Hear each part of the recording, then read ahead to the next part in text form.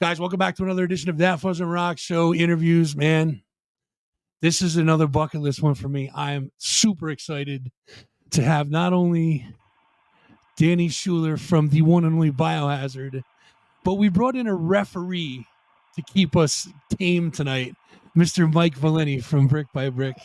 Gentlemen, it's good to see you guys tonight. Thank you for hanging out with us. Danny, Mike, I appreciate it. What's going on? Thanks for having me.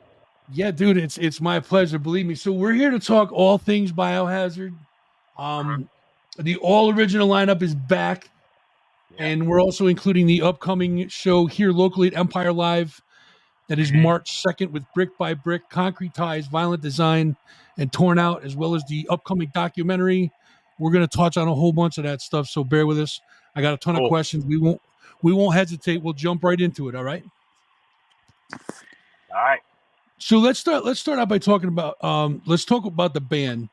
How did you guys first meet? Like, how did you guys all first meet, and when did Biohazard form? Wow. Well,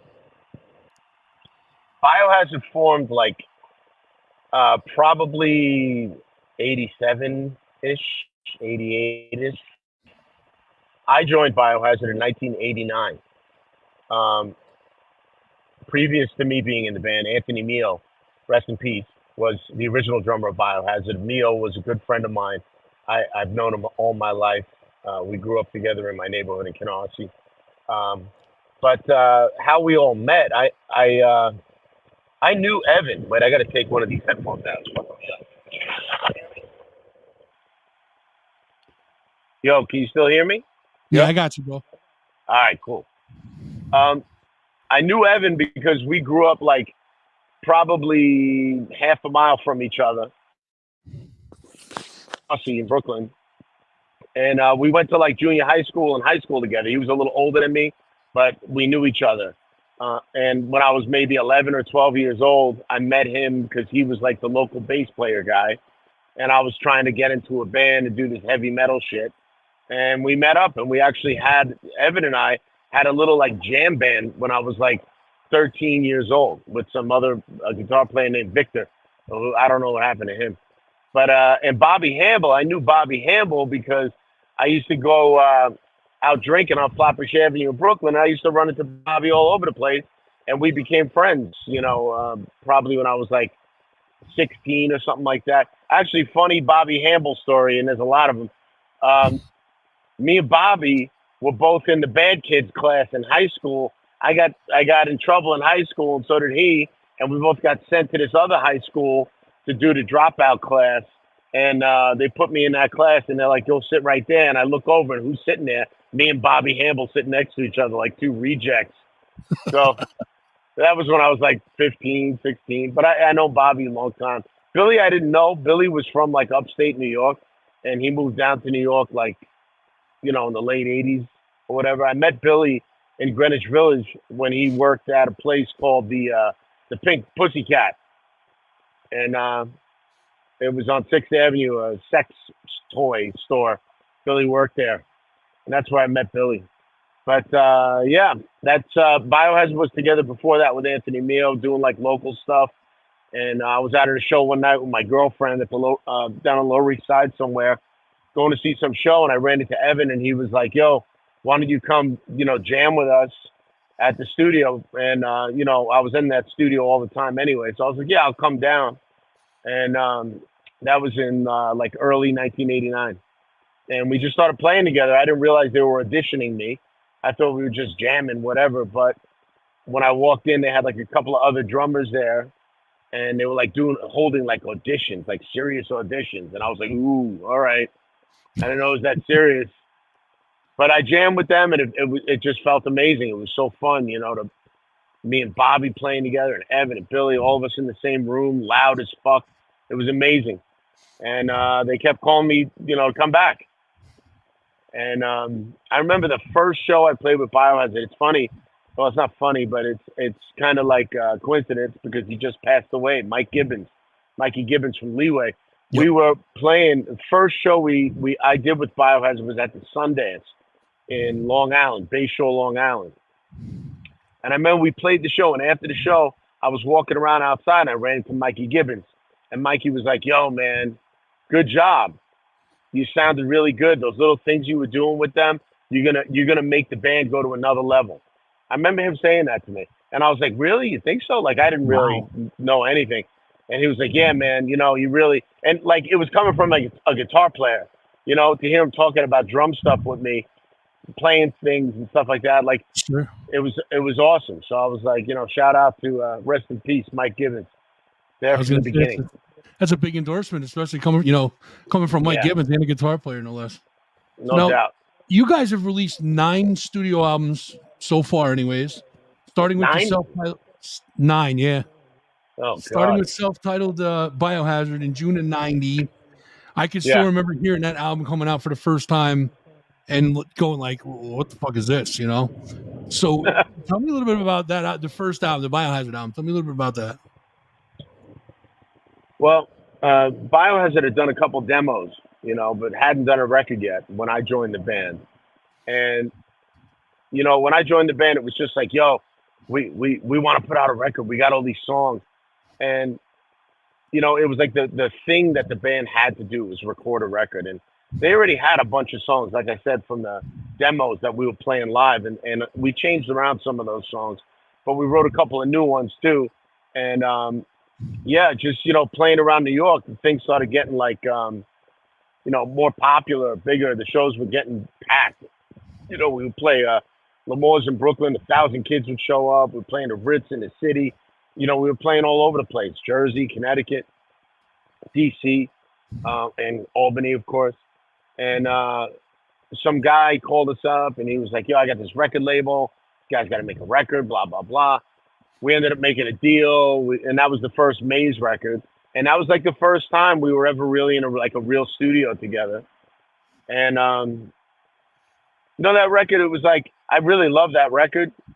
But there's a couple of things like I wish we could just remix it a little bit or something one day. But that first record was like, all we wanted to do was get our sound on tape. Like we just like knew that we had a different kind of sound, and we were like, listen, we were telling the producer like, "Yo, like it's got to be kind of like what like like No, no, we might have lost him for now. Oh, we can see you. Try. I can't hear you though. Not running from the cops, is he? Maybe it's to go through the tunnel or something. Are we back? Well, there you are. Yeah, I got you. Yep, there you go. That was weird. It was like a time warp.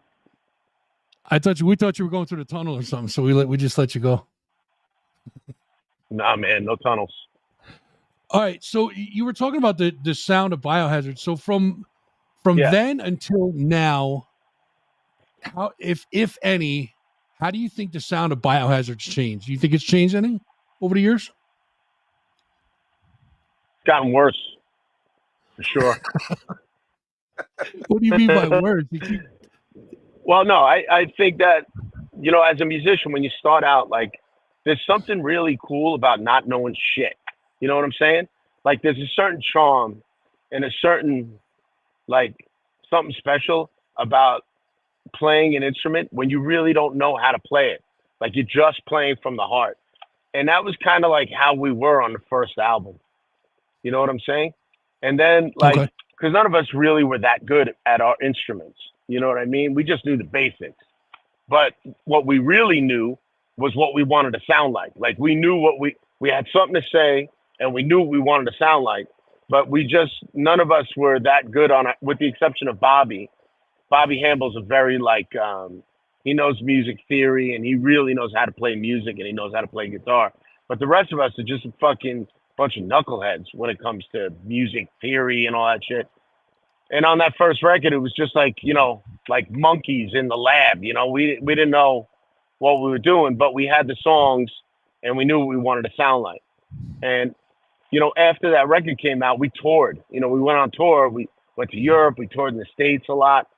All that playing made us get better, And when we went in to go do Urban Discipline, it really showed, like, the difference, being on the road and growing as a band. There was a lot of growth.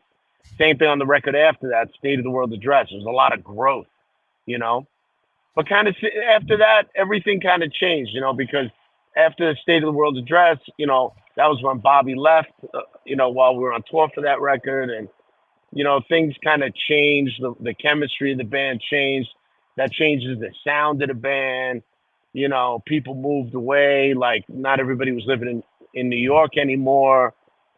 So, you know, attitudes changed, and things just weren't as it wasn't as cool as it was, you know, back then. Gotcha. But as far as now, I don't know what the band sounds like now. I know we sound like live, and I think we sound really good live. You know what I mean? Like, we've definitely gone back to not giving a fuck about anything except having fun, which is really healthy for us. You know, like we're not sweating the small stuff, I guess you would say. And we just want to have fun. So when we're having fun is when we do our best shit.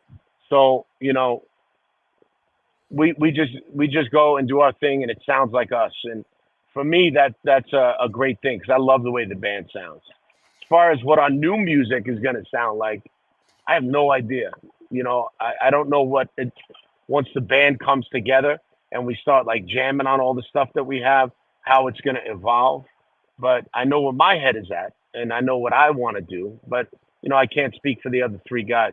I'm hoping we do a real old school fucking, you know, like real deal Biohazard record. You know, there's so many great new bands out there who have taken like elements of things that us and a lot of other bands from back then, you know, kind of did.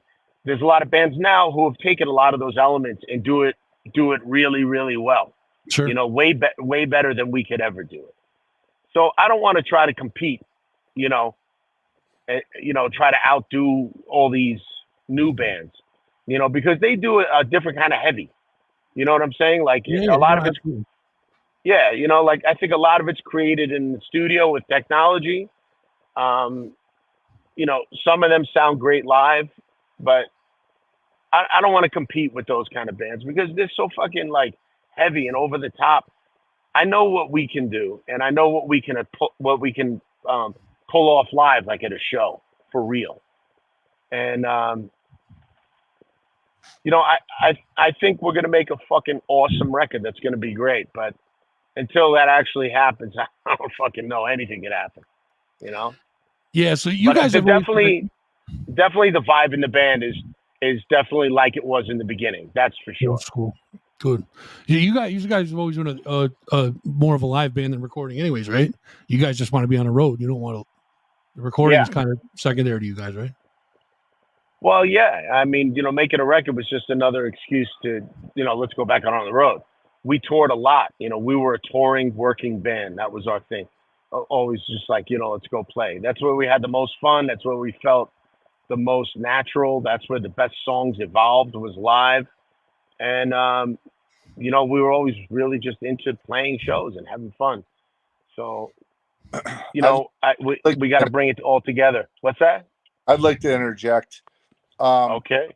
So you sent me those two albums to give to Minus, and Yeah.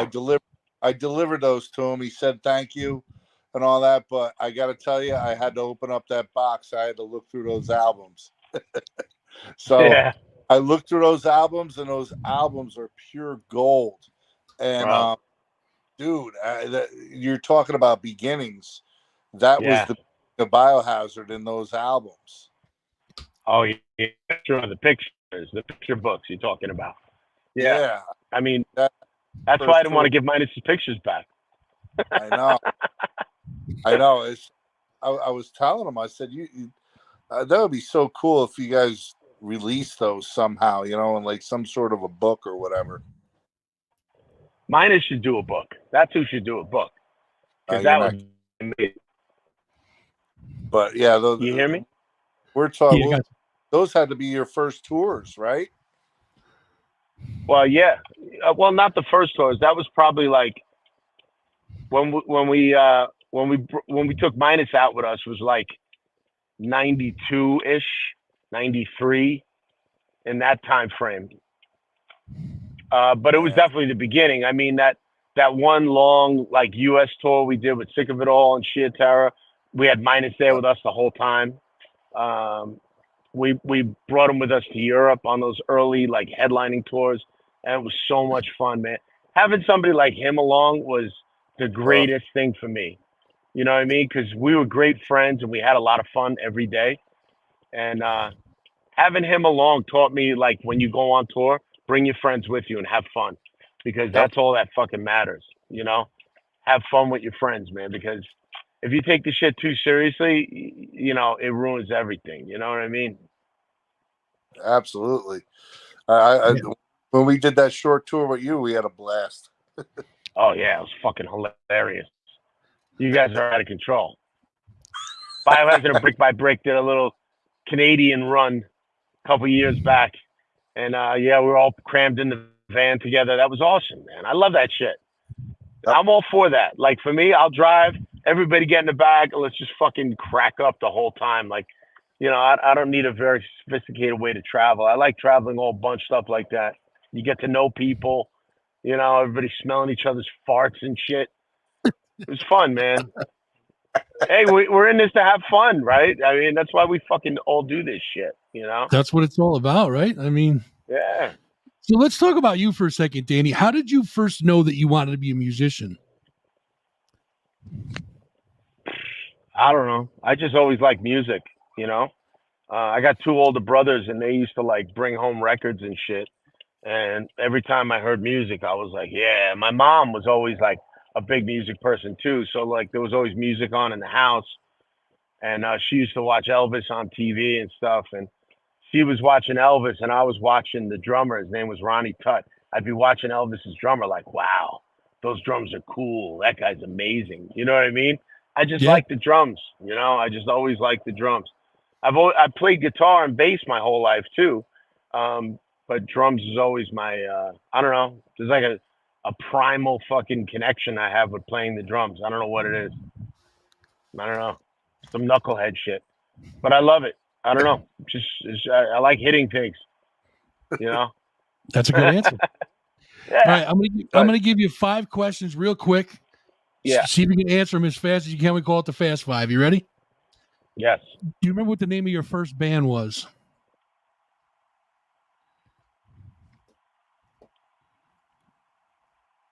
That's a slow answer, right? I can't remember. Right. Think about it. My first band, no. My first real band that played shows around New York was a band from Brooklyn called Crystal T. All right. Do you remember what your first gig was? Yes. My first gig was in Canarsie in Brooklyn at a place called the Hebrew Educational Society, where they used to have battles of the bands and shit like that. Yes. And I played there. And that was probably 1984, 1983. Do you have anything that stands out in your mind that you would call your most memorable rock and roll moment? Like if I asked you what was your favorite moment in your career, you can pop one out like that. Do you have one that just stands out?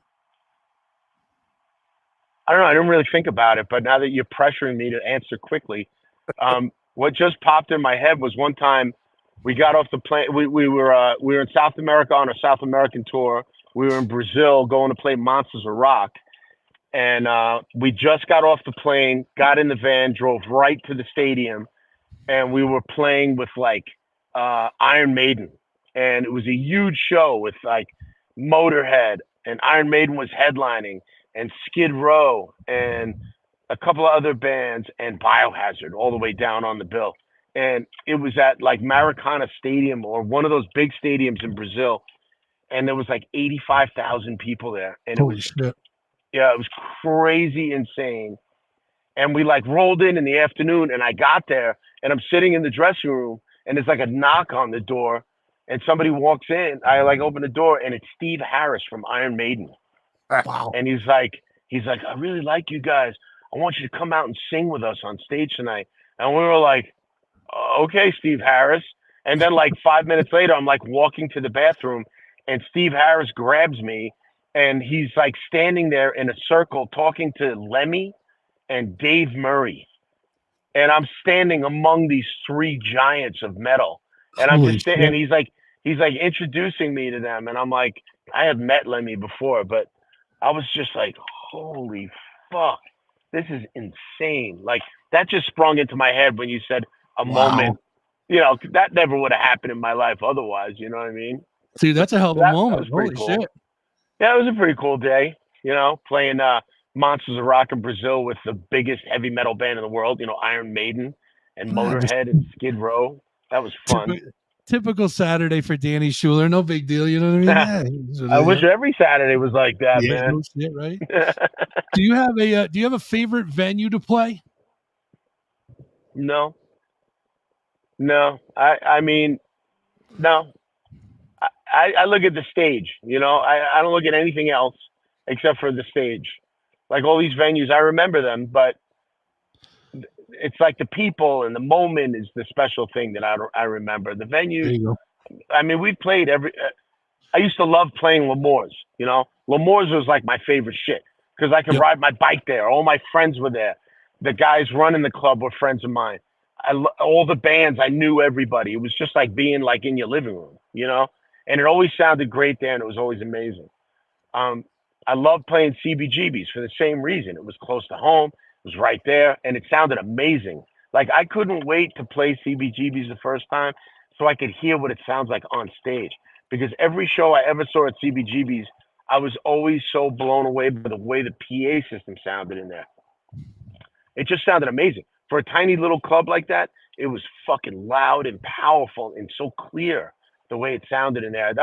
I remember the first time we played the first time I played CBGB's was, a hardcore matinee on a Sunday after Biohazard in 1989 in September, I think it was. And I was so fucking excited. And those guys were like, oh, man, we play here, a million times. It's no big deal. I was like, yeah, I know, but I've never played here. And I fucking love this place. And I just remember, like, loading up, putting my drums on that little stage. And when I finally, like, when everything started, we started playing, I was like, wow, it really does sound different up here. You know, that's what I was thinking in my head. Like, it does sound good up here. So CB's was awesome because it just sounded great. And L'Amour's was amazing. L'Amour's was the best place, probably the best place to play. L'Amour's. Now, can you remember your biggest on stage oops? Biggest oops on stage? Does one pop in your head if I ask you that? Well, I don't make a whole lot of mistakes, but oh boy, there you go. One time I had food poisoning, and I had real bad diarrhea on stage once. And I was in Germany. Yeah, my friend had a bucket. Right. Yeah, and it was coming out of both ends while I was playing the show. By the way, Jesus. So that was pretty bad. That was a bad one. And you kept going. Yeah, gotta keep going, man. That's a professional right there. That is a true professional right there. When it comes to diarrhea, I am a true professional. So let's get back to talking about the band. We're going to talk about the reunion of the original lineup of Biohazard. You guys have been reunited after years of separation. I will not ask what led to the split because who wants to dig up old shit? Let's talk about the new. I will ask you guys, how did you guys actually wind up reuniting? Well,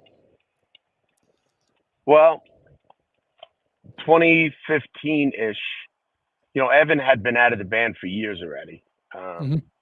But we were still playing. We had Scott Roberts filling in, and we were still touring and doing stuff. And 2015, that ended, with just things came to a head, and that just blew up. And I was pretty much like, well, that's it. Biohazard's over. I don't want to do it again unless the real band came together, and we'd have to have a talk and really discuss things, because the way things were, I'm never going back to that point again. And so for those couple of years, I just kind of floated around. I did a couple of gigs with Rest in Pieces. I did a couple fill-in things here and there. I was writing music for myself, and I was pretty happy. Like, I'm not a guy who needs to be famous or popular or in a popular band or anything like that. I just like to play. And I at that time, for those couple of years, I had my little studio set up. I was writing music by myself, and I'm pretty happy doing that.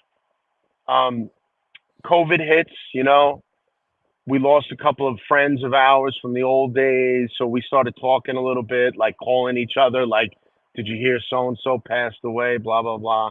And that was hard. It was hard to like lose some very key people in our career. Like our manager Scott Koenig Yeah. was like a crucial part of our success, especially back in the early days. And He was with he you guys passed since the away. beginning, right? Yeah, pretty much since the beginning. I mean, our boy Big Rich was our first manager, and we love Big Rich, and thank God he's still with us. But Rich stepped aside when the band started blowing up a little bit because he knew we needed somebody like Scott Koenig, and Scott became our manager. And Scott had his office in Manhattan, and he was working for Russell Simmons and Def Jam, and it brought us into a whole other world, and he was crucial to our success, in our evolution. And Scott passed away, during the whole COVID lockdown, and that was just like, one more friend, like one more family member gone. And during COVID, we didn't know, like nobody knew what the world was going to be like, Right. after that shit ended. Like we didn't know, nobody knew. And I'm thinking like, fuck, man, people are getting sick and dying. What the fuck? This is crazy. Like, is the world ever going to come back? Is there ever going to be shows again? It's just kind of, I think everybody in the world kind of changed their perspective a little bit when all that shit went down. You know what I'm saying? Oh, 100%. I know. Yeah, Yeah. For me, it definitely did. I was going through a lot of stuff at home too. My mom being sick and everything. So it was kind of like a really down time, a hard time. But Billy and I had started speaking. Bobby and I had been speaking. Bobby and I always spoke. We always talked. But me and Billy, we hadn't talked a lot. There wasn't a problem anymore. We already, made up and everything. But Billy's in LA. I'm over here on the East Coast, so it's just like difficult. But we started talking, and my brother lives in California, right? My brother Rich, and he was coming to visit me one day, flying in with his family, coming to stay with us. And when he got to when he landed at JFK, he called me, and he was like, "Yo, you're not gonna believe who I saw at the airport in LA when I was leaving LA last night." And I said, "Who?" And he goes, "Evan Seinfeld. I ran into Evan. Evan was on our flight." I said, "Are you kidding me?" Now my brother knows Evan since we're kids. Sure. So they saw each other at the airport. They talked and everything. I hadn't spoken to Evan in fucking, I don't even know. Let me think. That probably 9 or 10 years at that point. I hadn't spoken to Evan. And he runs into my brother at the airport. They have a good conversation. My brother calls me. He's like, "Yo, man, you should reach out to him. Say what's up. He seems really good." And I was like, "Oh, yeah, I don't know.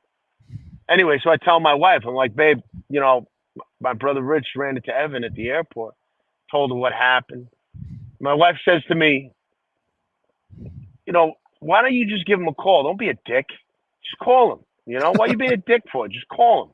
Life's too short. Fucking text him. Don't be a fucking pussy." I was like, you're right. So I sent him a text because I was a pussy. And I just sent him a text instead of calling. And I was like, "Yo, man, you want to talk?" And he texted me back right away. "Yeah, let's talk." And I was like, "Okay." We set up a phone call, and we sat on the phone for like 2 hours, cracking up, talking to each other, just like the old days, And it was just like, I had no intention. Like he and I, when we spoke, we didn't really talk about the band at all the first time we talked after 9 or 10 years. Right. We just talked to each other. And it was really good because we were friends. We were always friends, with very different people, but we were always friends. We know each other since we're kids. So it was good to have one of those type of like real conversations. And, when we left off, we're like, "Yo, let's keep in touch." And he was like, "Yeah, man, send me pictures of the old days. I lost all my pictures in a fire or some shit. Send me pictures." So I was like copying Minus's pictures and sending them to Evan and, sending him other pictures that I had because he lost all his biohazard shit. And that was it. And like a week later, Bobby Hamble calls me. He's like, "Yo, what's up, D? What are you doing?" And I'm like, "Hey, yo, craziest thing. I had to talk with Evan the other day." And Bobby was like, "Get the fuck out of here." And I was like, "Nah, man. Dead serious. I fucking talked to Evan for like 2 hours. We had a good conversation." Bobby right away goes, "You think he wants to play the band again? Maybe we should do the fucking band." I was like, Bobby, we didn't even talk about it. Right, But Bobby right. was like, but Bobby immediately was like, yo, he had no beef. Like he was feeling the same way I felt. Like we both talked about it and we were like, life's too short, man. We should at least all talk and be nice to each other. Because man, we're losing dudes left and right, man. Yeah. And this shit sucks. We gotta like, we got a bond that goes way back. Like we gotta appreciate that. Sure. So, a couple days later, I talked to Billy. I told him, he's like, oh, I heard you talk to Evan. I'm like, yeah, I did. What was that like? And I was like, yo, it was awesome. It was great. It was good to talk to him. Good to talk to all you guys. And that kind of evolved, like over a couple of months, like we all talked a little bit. And then, unfortunately, when Scott Koenig passed away, he was out in LA. They had a funeral. I couldn't go to the funeral. I was here. But Evan and Billy went, and that was the first time they saw each other, was there at Scott's funeral. And, I think that kind of like, brought them together a little bit and made them both realize like, yo, we got to put this shit in the past. Let's at least be friends, Right. And then, of course, once we all started talking together, it became, why don't we jam? Why don't we play? Why don't we do something? And that's kind of how it happened, And, that was a year and a half ago, whatever. No, almost a year ago, we did the first show. It was in May at the Milwaukee Metal Fest. And, it's exactly like it used to be in the beginning. Like our relationship in the band is exactly the same. Everything's the same. The difference is that I think everybody's a lot more respectful now to each other. Everybody's like really patient and just kind of giving each other space to be fucking weird or whatever the fuck it is. And just kind of understanding everybody's like position and appreciating each other. So that's kind of how it came together. I know I talk a lot, but that's kind of how it came together. It's a long story. No, details are good things. So, so things have been good so far. No tensions, nothing like that. That's awesome, man. There's always tension, but like I said, the difference is, we respect each other a lot. You know what I mean? So we give each other space. Like if there's a little disagreement or whatever, it's all good. Like we all know it's for the common good. So the chemistry in the band has changed a little bit. It's not like everybody's against each other anymore, like it always used to be. It's more like, yo, we're all different. We all got different ways of doing shit, but we're all united together to do something great. You know what I mean? We appreciate what we have together, and what we have together, the four original guys the four classic, the classic lineup of the band is to me, it's powerful. Like, we weren't the Beatles. We weren't any kind of, Metallica or anything like that. But it to me, it feels very special to play music with those guys. It doesn't feel the same when I play music with anybody else. So there's definitely a different kind of chemistry there. So we're keeping it together. We're honoring it. It's fun, man. So you were up here for the Extreme Music Awards, January 13th. Yes, I do whatever Mike Valente tells me to do. Yes. So we had a little sneak peek of a documentary that's coming out about you guys. How much can you tell me about it without giving any secrets away? Because I know there's some. It's kind of being held a little tight-lipped right now. So what can you tell me about the? Well, it's not finished. The documentary's not finished. Our old friend Drew Stone, who's really been there since almost the beginning with us, and has always been filming shit, is producing and directing and editing a documentary film about Biohazard, about our history and about coming back together. And I don't think anybody's really being tight-lipped about it, but it's not finished, so there's nothing to really talk about until it gets there. But yeah, up in Albany at the Extreme Music Awards, he played a little trailer that he came up with. And when I saw him last week when we played down in Baltimore, he actually played me a 75 or 100-minute cut of the film.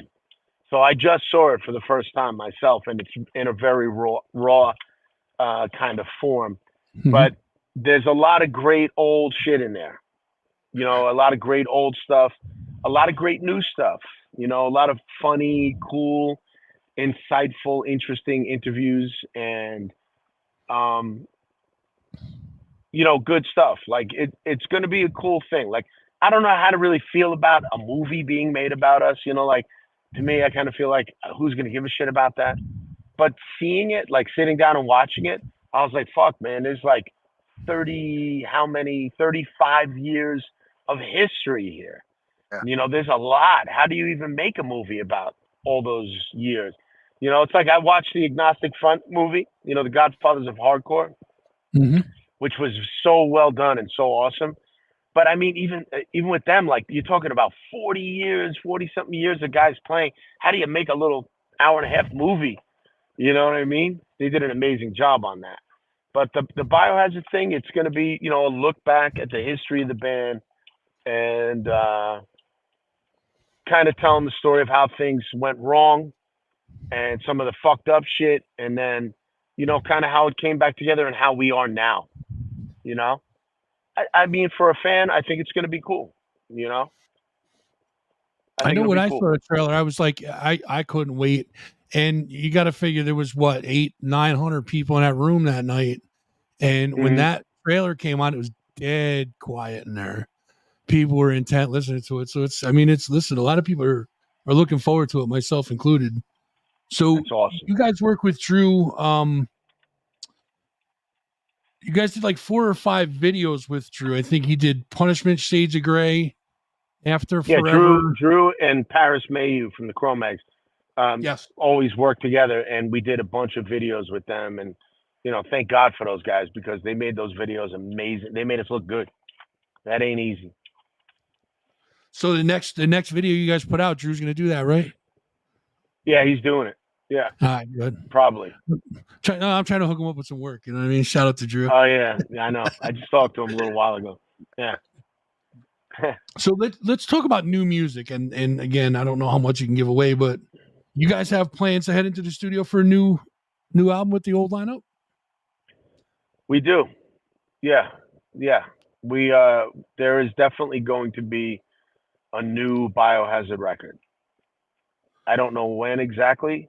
I don't know how yet exactly, but I know that we're going to make a record.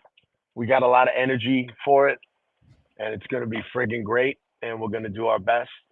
And I'm excited to do it. I wasn't at first, but right. And that's a whole other story. But I'm excited to do a new Biohazard record. I can't wait to get into the studio with those guys and pick their brains and jam out and see what we come up with. And I'm excited for that. I don't know how much records mean anymore. Like, everybody's like, oh, nobody buys records anymore. I mean, I get new records. I like new music. I know things have changed in the way people go about it these days, but I just want to do it for us. Like, I think we have a lot to say. I still think we have a lot to say. I know I do, and I know I got the energy to do it. So before we turn into a bunch of old fucks, let's give it the best shot we got to make a great record, and that's going to happen. Yeah, I think you guys definitely still have a couple of chapters left in so now do you guys have stuff written? You guys have stuff written already, or are you just in the infancy stages of the studio talk now? Everybody has stuff written. We've all been working separately. We haven't really brought it all together in the room yet. That's the way we always work, like we all work on stuff, ideas and riffs and songs and lyrics and things and beats and all this shit. And then, we get into the room and then we all just kind of mush it all together and figure out what we like. And that's where the process really starts. So, but, everything all the ideas that I've heard are really awesome and great. And really, I think it's going to be amazing. I think a lot of people are going to be surprised. Biohazard is still. We're gonna show everybody that we're still, like, what's the word? Contemporary. We're still relevant. Still relevant, absolutely. Yeah, like I said, you guys, your story's not done yet for sure. So, no. And just so you know, Danny, I'm just gonna let you know now, I am available when you guys do the studio. I can do a guest triangle spot on one of your songs. Yeah. I know if you guys need a lead triangle, I'm right there for you. Ding, guys are done. Ding, guys are done. That's it. That's exactly it. That's right. That's right. So now, what about touring? You guys just you guys were just on the road, tearing up some venues with the original lineup. You guys have more select dates scheduled, including this one right here. I'm going to put the poster up with it's at Empire Live, March 2nd, with special guest Brick by Brick, Concrete Ties, Violent by Design, and Torn Out. Tickets are still available, guys, through Empire Live box office or a Ticketmaster. Do you guys have any long-term plans for a tour? Well, right now we're just really focused on this show in Albany, March 2nd. You know, I'm really excited about that show. We're working on a different set list for that. We're just excited to play Albany. That was always a special place for us. You know, going up and playing like Saratoga Winners back in the day and all that stuff was always a lot of fun for us. It was a fun trip, get out of the city. It was always like quiet up there. It was like a different world going up to playing upstate, you know? So we're excited, you know, and I've told the guys how great the venue is, you know, and how the scene up there is so awesome now, thanks to Mike. All the hard work he's put in, keeping things going up there is amazing. He hates so hearing we're that, very man. excited. You know, he hates I hearing know. that. He's so humble. He's so humble. But you know, I told the guys it's going to be amazing, and I know it's going to be an amazing show. We're really psyched about it. I'm psyched about it. So yeah, dude, I'm really excited now. But as far as like long-term plans, we have some touring coming up. We're going to be going to South America, doing a bunch of festivals down there, then coming back, doing a couple festival shows in the U.S. and going back to Europe also for the summer and doing all that stuff over there. And, you know, make the record, get it all done this year. So this year is going to be busy. Yeah, it's going to be really busy. Now, I'm sure you've probably seen this already, but this is the reason why we have Mike as a referee, because this is the poster that was done for the Biohazard show at Brick by Brick. And it's a classic. I mean, you know, we had to bring Mike in. I mean, there's people hitting people with chairs. Oh, yeah. You know, there's, you know, Ray's coming off the top rope. We got, you know, Evans got him in a figure 4 leg lock. Yeah. You know, I love the poster. I love the poster. It's amazing. It's hilarious. It's awesome. And I got to have one. I just don't. And I asked Mike this. I was like, Mike, why am I the only guy getting his fucking ass kicked in that poster? Everybody else looks amazing. Like everybody's ripping people's arms off. I'm the guy laying on the ground. I just got devastated. I just got F-bombed. Well, you got to figure Ray's coming off the top rope, and it is Biohazard. So you're going to get that burst of adrenaline. You're going to roll out of the way. Ray's going to hit the canvas, you know. Yeah, that match ain't over, bro. Come on. Yeah, bro, exactly. I'm tapped out right there. I'm done. I'm flat on my back. Your eyes are open. Fine. This coming from a guy who played with stuff coming out both ends. You're telling me you're done? No way, man. No way. Oh, I'm just saying that picture. I'm like fucking. I'm like I'm the pussy boy in that picture. Everybody else is like the ultimate warriors, and I'm like I'm the little ham hock. Nah, man. I think you're just playing sleeper. You're just kind of playing. You're playing possum right there. Yeah. What'd you say, Mike? I said I didn't draw it.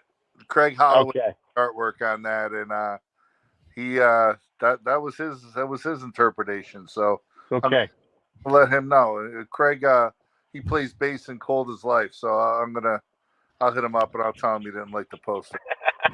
I love the poster. I'm kidding. Hey, somebody's got to take the fall. I'll be the fall guy. Nothing new there.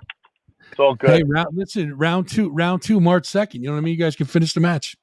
Yep. Yeah, March 2nd. I get my revenge. I got Ray. Ray jumping on the ropes on me, jumping off the ropes. Those posters left, so they're all gone.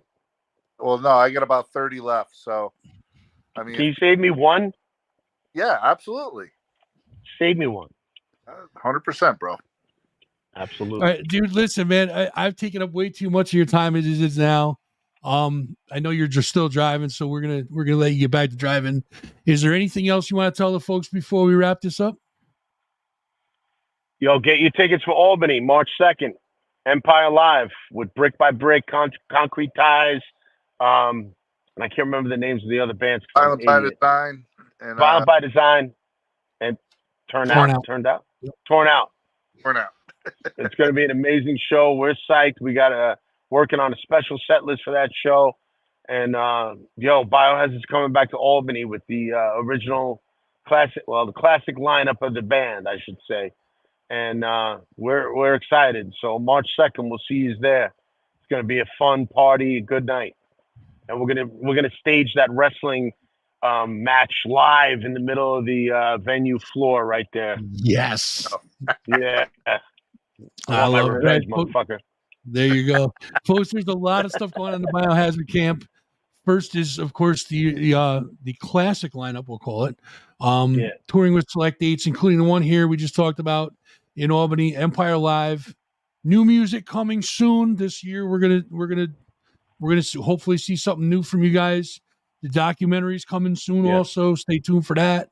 And I think we pretty much covered it all, man. For more information on Biohazard, just go to biohazard.com, go to our Facebook page, the Instagram, Biohazard DFL. Yep. That's our official shit. All right. That was my mistake. I apologize about that. All good. Facebook, Insta, and X or Biohazard or at Biohazard DFL. And make sure you guys see the live show when they come to your town. Keep your eyes on your local venues and schedules. Danny, listen, man, thank you for allowing me to bug you for so long. It has been not only a pleasure, but a high point in my career to interview you. Please stop back in so we can talk again. Definitely appreciate your time and look forward to seeing you on March 2nd. Yeah, we'll see you March 2nd in Albany. Absolutely, man. Mike, thank you for keeping us calm, keeping us separated. Right, appreciate you. Thank God Mike was here. Thank God he was here. Exactly right. Mike, I'll talk to you later. That's Danny Schuler and Mike Valente. Thanks, guys. Appreciate it. Thank you, guys. Thank you. Later.